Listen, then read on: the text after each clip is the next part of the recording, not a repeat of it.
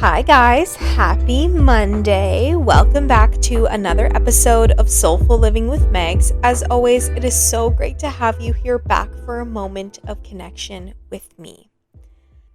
Hi, my wonderful friends. How are you doing? I hope that each and every one of you is doing so fantastic, feeling so fulfilled, and just so at peace in your life. Thank you so much for sticking with me and being patient with last week's episode. I know I didn't upload it on time. I was only a day late, of course, though knowing my schedule and how I'm a Capricorn, I like things going a particular way. But I appreciate the patience because it was so nice to recap the Mel Robbins Let Them tour. Her last stop was in Vancouver. Such an incredible experience. So if you haven't checked that episode out, I highly suggest it. And of course, I highly suggest you reading the Let Them theory. It changed a lot for me and my perspective on many different things.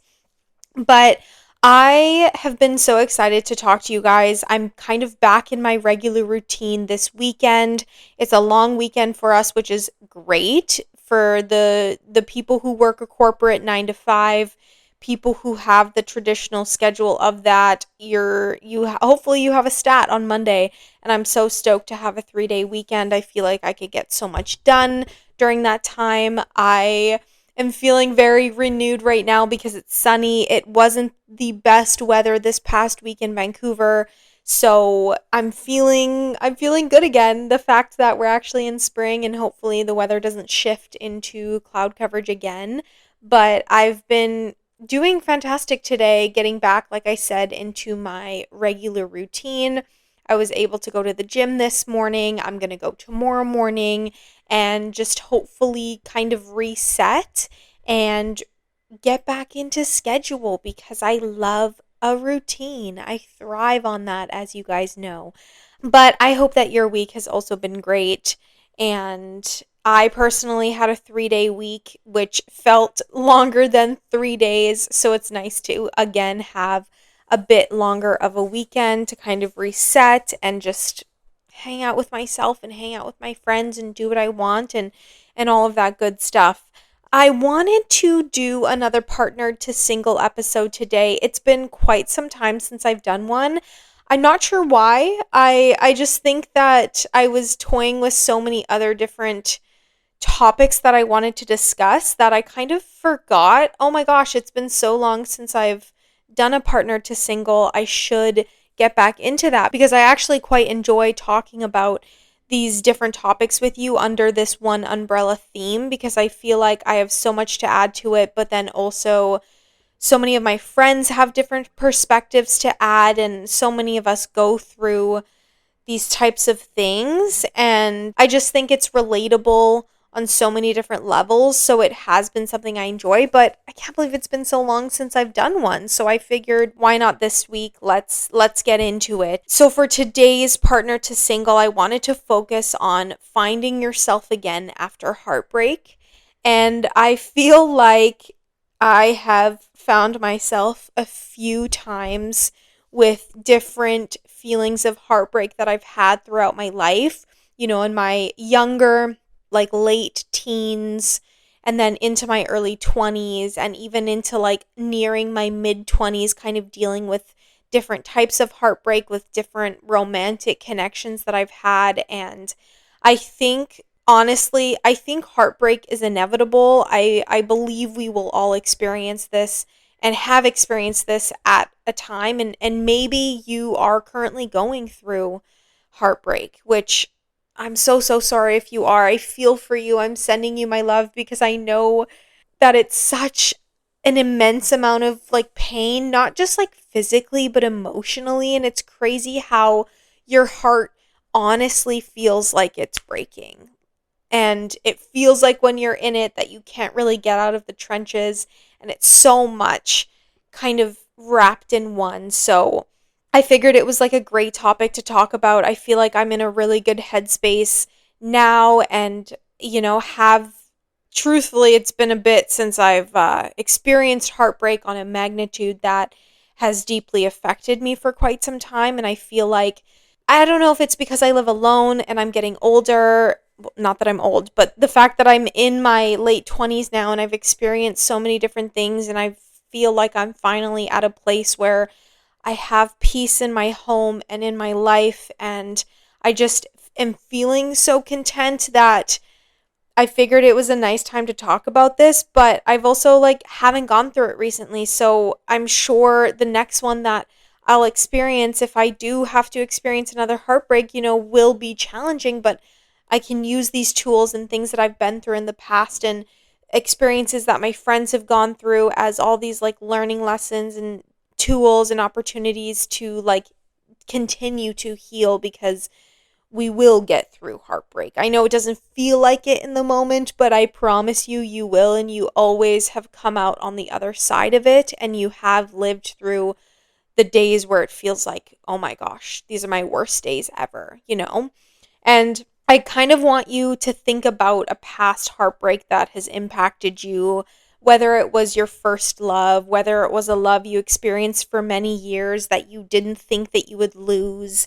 Maybe it was a toxic love that was slowly making you lose yourself, and then it ended inevitably anyway, because surely that is not sustainable. Whatever it was, I think, we have experienced glimpses of each of these, and I wanted to discuss the ways in which I've healed from heartbreak, and we will specifically reference romantic love because I think that most of my examples kind of tie with that in terms of heartbreak, but I also know and totally acknowledge that heartbreak can come from family members and friendships, and it doesn't just have to be romantic connections that didn't work out. And truthfully, I'm pretty sure my first heartbreak was, when I was a very young girl and growing up with divorced parents and having to deal with maybe not experiencing a love in the household that I would have desired now or have maybe wanted for my younger self. And don't worry, we're in therapy unpacking all of this. And obviously, I love my parents, but I think my first heartbreak was from my dad, because I have this father figure who is supposed to be in a very particular role. And then how does that kind of maybe not getting as much love or getting it in a different way than I thought or I didn't believe I was deserving of, how did that morph into my romantic connections? And then how does that lead into the heartbreak, or what does that mean for the heartbreak that I've experienced? All of that stuff. So I'm sure that that was my first experience. But of course, as I got older and started forming romantic connections, for someone like me who feels a lot of things deeply, who's very empathetic, you guys know I'm sensitive, I definitely do get affected maybe easier than others, and I don't think that that's a flaw at all. I actually love how sensitive I am. I love that I can feel things on a magnitude. I think that is such a strength. But it also means that the pain hurts a lot, and that I kind of connect really easily with people that kind of match my energy level. And then, it's easy for me to kind of get enthralled in that situation and then feel so much when it doesn't work out. So I've had a lot of practice, I guess, with healing from heartbreak, whether I've created it knowing that I needed a different outcome to help me as a person to grow, or whether it was not by my choice and somebody breaking up with me or hurting me or whatever it was.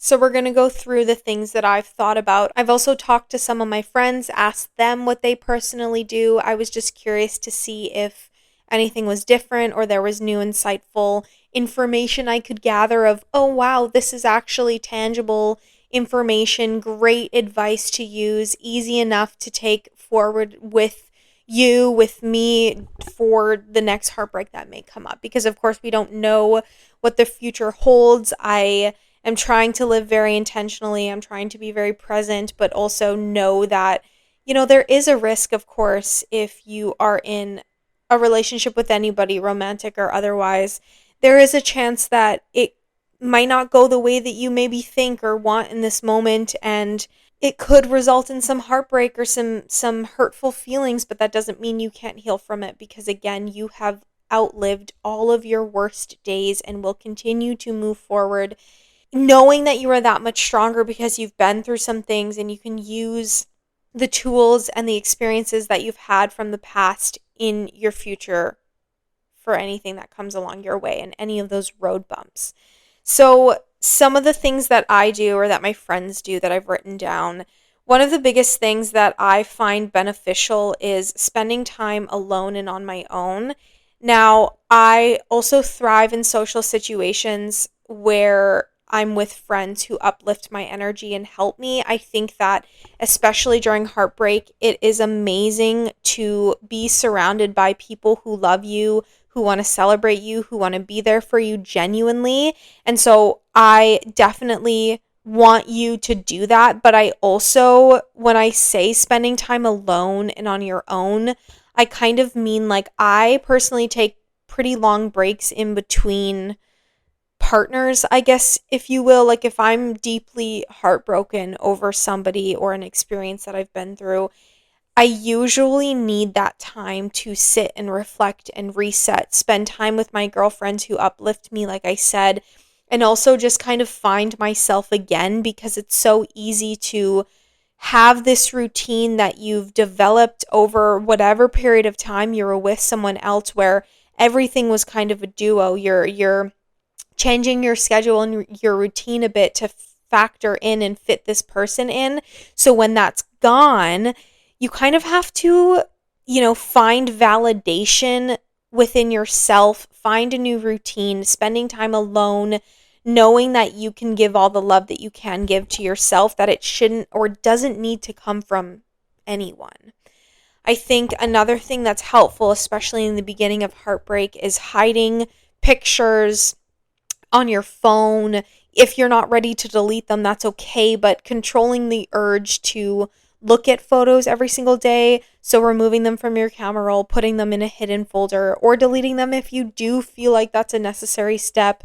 Also, not engaging with them on social media, I think, is huge. Not checking up on their statuses, if they're posting, if they've had a story up, whatever it is, don't engage on that level, because it will just trigger this like fight or flight nervous system in you. I think it'll be harder to heal if you're constantly checking up on them. So whether or not you need to mute them, if you're not ready to block them, or honestly, I think blocking is the best way, and it's definitely hard, but it's no, I would say most of the time, like no shade against them. It's literally like what you have to do for yourself to move forward and heal, is like out of sight, out of mind almost. I think that honestly helps so much. Finding other sources of happiness in your life, especially for me personally, is huge, because your dopamine levels are probably very low if you're heartbroken. So what other things can you bring into your life that create joy? What are those triggers of dopamine in a healthy way? Whether it is you're trying a new recipe that you've always wanted to online, you get to go to the grocery store and buy all these ingredients and have a home cooked meal.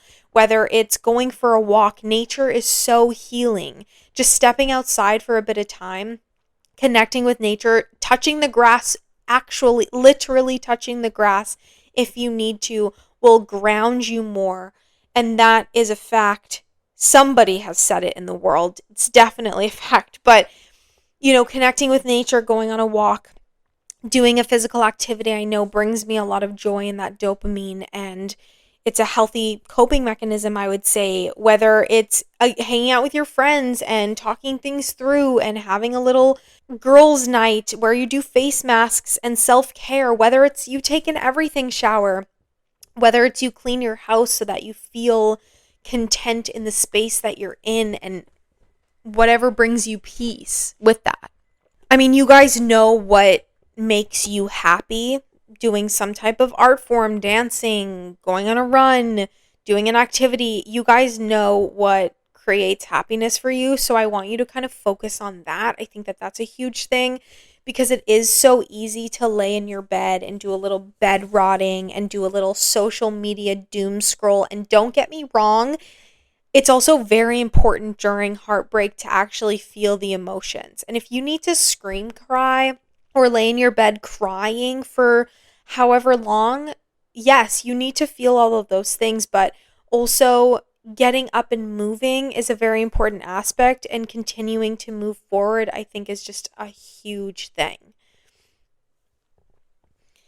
Creating a relationship with yourself is extremely important. So, taking yourself on dates and courting yourself, because you don't need anybody to do that for you. Of course, it's nice, but you can do this all for yourself. You're choosing who you surround yourself with, what energy you allow in. You want to nurture yourself in the best, healthiest way possible. That will help you move forward. It'll help you love yourself, because you're probably feeling not great about that either, whether your self esteem is a little bit lower or you are just not feeling as confident because, you just got broken up with, and that's such a crappy feeling. Like, we all get it. Trust me, I get it. It kind of puts a negative feeling about your self-worth, even though it has nothing to do with that. Like, it doesn't mean that you're unlovable. It doesn't mean that you're not a good person. It doesn't mean that you won't find love, because of course you will. You've experienced love before, you've had heartbreak, and you've probably experienced it again. And if you haven't, you will. Like, you know what it feels like to attain it. And there's so many people in the world. You're obviously going to meet a better suited connection, another connection in the future. It doesn't mean that you are not worthy, but learning to care for yourself and create a solid relationship with self, I think will totally help with your self esteem, your love for yourself, and just kind of prep you for if something happens, you can kind of understand that rejection in that way, whether it is that is redirection, it's the universe protecting you, giving you a blessing like, hey, there's something better and more in store for you. So you just need to keep pushing through and fight through this, because you absolutely will overcome it. But being so solid in yourself, I think, is such a huge turning point in that heartbreak feeling. This kind of goes with the point about suppressing the urge to not engage on social media with them, to not look at photos, but not interacting with them is so important. Not just blocking them on social media, maybe block their number. If they text you, do not respond. I would probably change, if you don't want to block them, I'd probably change their name in your, like, my phone. You should not engage with them at a conversational level. If you see them, it's harder. If you speak to them, it's harder. It's not going to make that heartbreak any better. Yes, it'll bring feelings of comfort back into your life, little bits of moments of feeling, oh my gosh, okay, like maybe this could be okay. I have them in my life at some capacity, or maybe you're wanting to get back together. So it's nice to speak to them. Like, again, it's these little hits of dopamine, but do not interact with them. That will only elongate your healing process and make it harder to deal with the heartbreak. Trust me, I've been through this. This is like, I'm speaking from my 5 year dealing with somebody and loving somebody that I couldn't be with. No, I knew I couldn't be with this person. But this was my first love. This was my first experience at so many things in that world. So, oh my gosh, I couldn't even count the times that I interacted with them when I shouldn't have. I was only derailing my progress moving forward. Of course I was, but when you're in that moment, it's easier to kind of go back to what's familiar. So I totally get it, but honestly, I think I would have healed so much faster if I just didn't engage with them, didn't interact with them, didn't talk to them, didn't see them, because you don't, trust me, you do not need closure. We think we do, but that's kind of an excuse to just, again, prolong something that's inevitable at the end of the day. Because if they were my person, they wouldn't be gone. We would have been able to get through the difficult times. We would have been able to, whatever was in our path, we'd be able to overcome it. And that just wasn't the case. But of course I thought, no, I need that closure. I need this person to say all of this and that.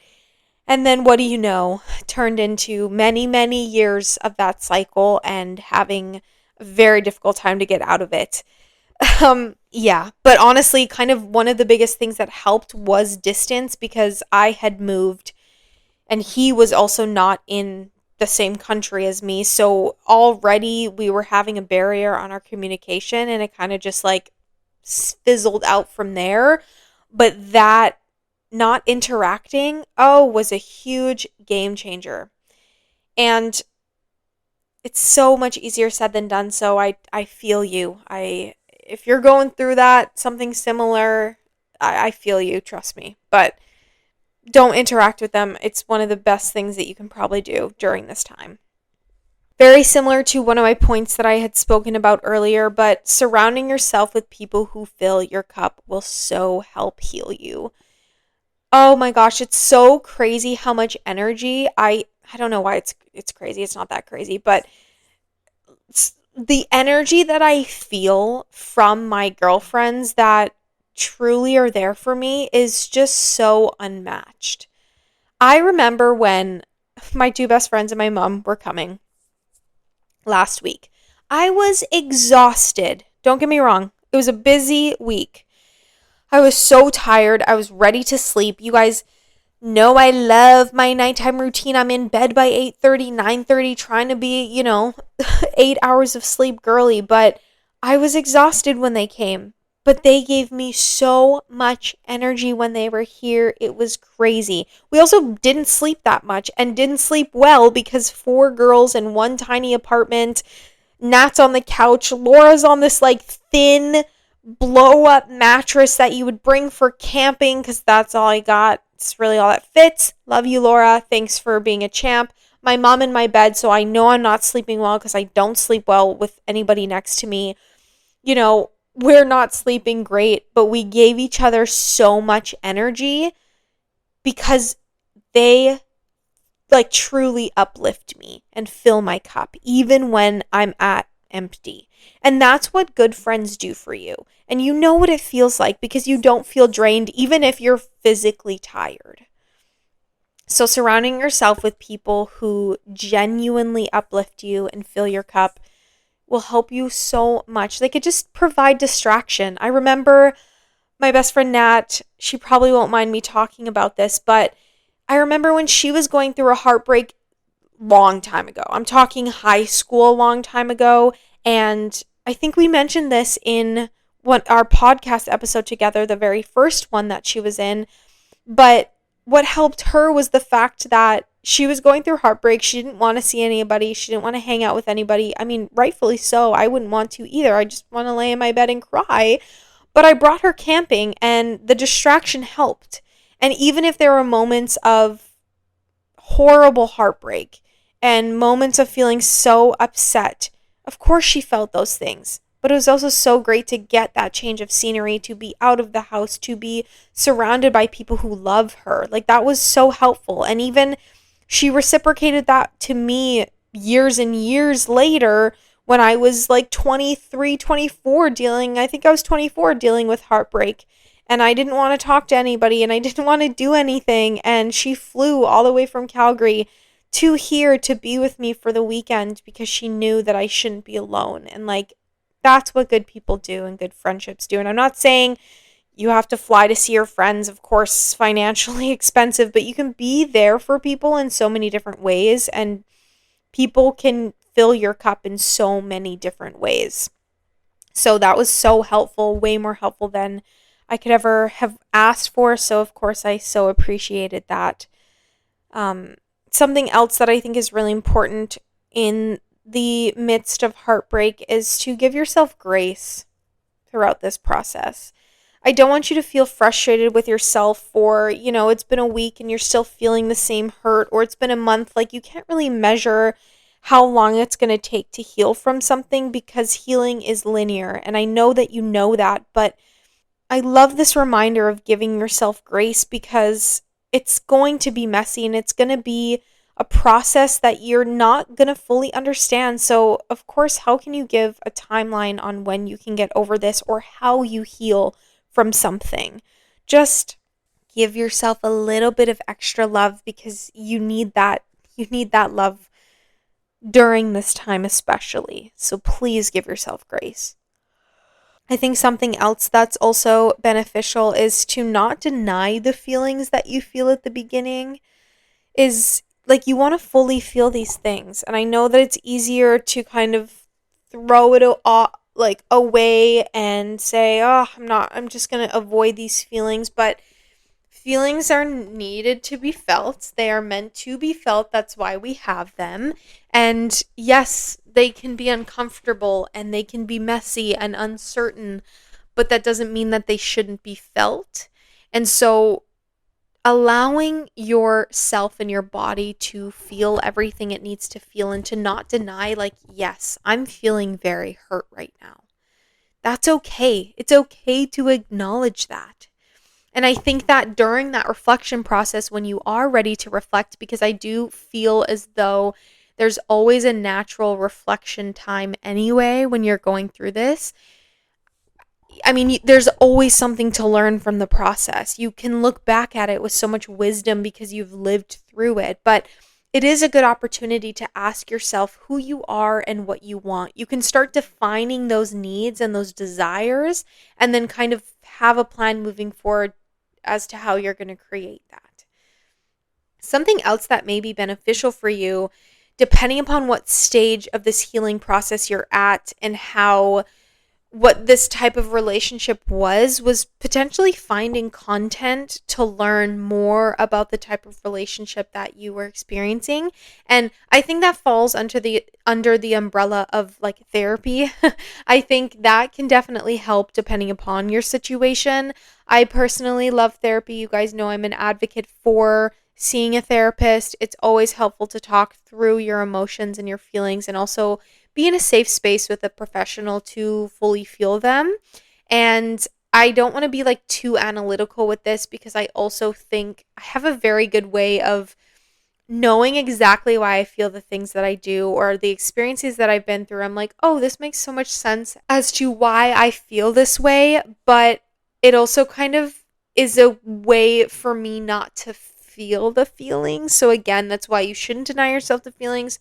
So I don't want to be like too analytical, like I said. I want you to be able to experience the heartbreak and feel it, but also when you're at a point where you're ready to kind of engage in more knowledge, it may be helpful, like even after your heartbreak has ended and subsided and doesn't feel so heavy, is to kind of learn more about yourself, but also the type of relationships that you may have and gravitate towards, and maybe why. And I think that social media is a good platform for this purpose. Like, I think there is so much information online that you can get. Of course, there's a plethora and an overload of info, so it may be helpful to make sure that you're relying on reliable sources to gain this content because it is so readily available, like on TikTok or Instagram Reels. And I do believe a lot in what a lot of people are saying. So it is good to kind of vet out the sources that you're receiving the information from, but it might be great to learn. So if you were in a really toxic relationship, let's say, it may be beneficial to learn about, what you've been through or what you're experiencing, whether it was emotional manipulation in some way, or whether you were dealing with like codependency. You can learn maybe more about that, or you were dealing with someone who was struggling in terms of substance use, or you were feeling like you were dating, and this is a heavy term, but like narcissist, it's also an overused term, but kind of in that realm is like there's so many things to kind of learn from that. So I think it is beneficial to engage in content with that, but of course, like, I don't want to say too early on because it's easier to kind of learn about it and be analytical of like, yes, this is why this happened, to avoid feeling the thing. And we want to feel our feelings that were meant to be felt. One of the biggest lessons and reminders that I wish to share about healing from heartbreak and finding yourself again is knowing that it takes time. Time is a beautiful finite resource that we have that actually Mel Robbins at her Let Them Taurus said needs to be protected, and I so agree.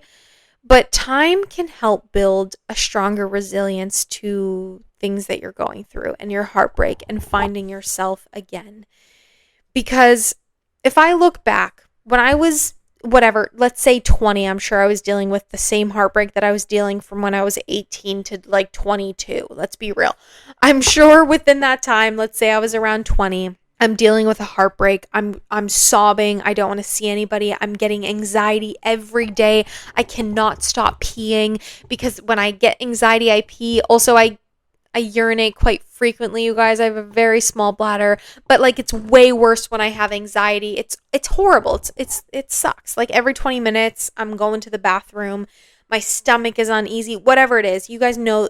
I'm sure you can understand the feeling. I'm anxious. I'm not thinking that I'm going to be able to find myself again next year. I'm like, no, this is going to affect me for so long because I'm right in the middle of it that it hurts so bad that I cannot see the other side of it. But looking back now, time obviously helped. Time, I don't know, heals.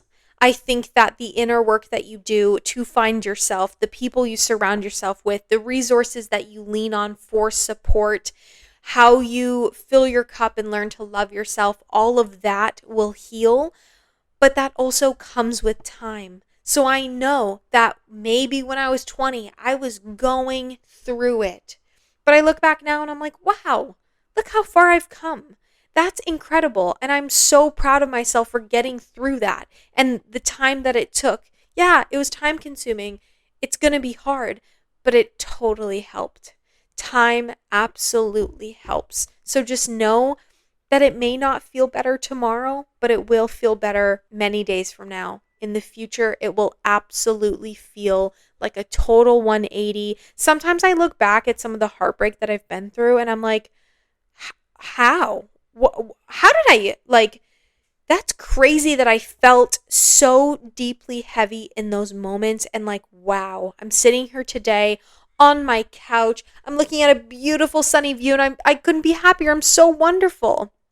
And of course, there's going to be hardships in my life now. I'm not saying that there's not, but I feel so content, and it's the time that it took for it. I obviously thank the universe, and I feel very blessed to have the time to grow and heal and flourish and expand.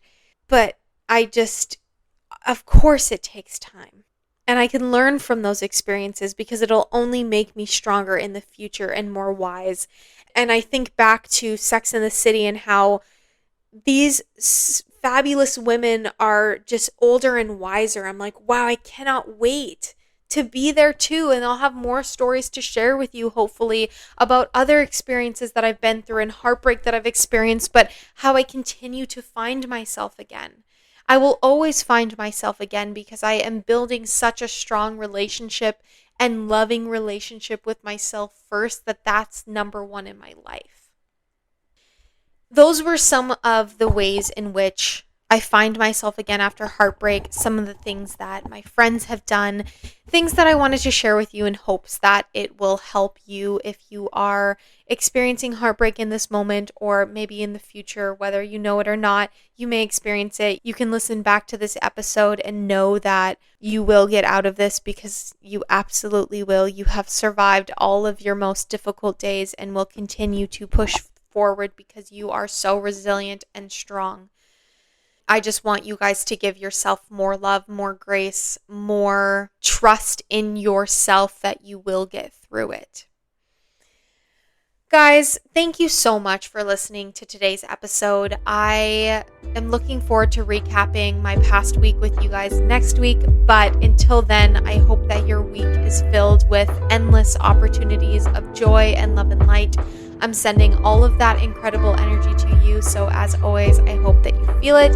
And of course, my preface that I should have said at the beginning, but if something did not resonate with you in today's episode, that's okay. You can just simply leave that out.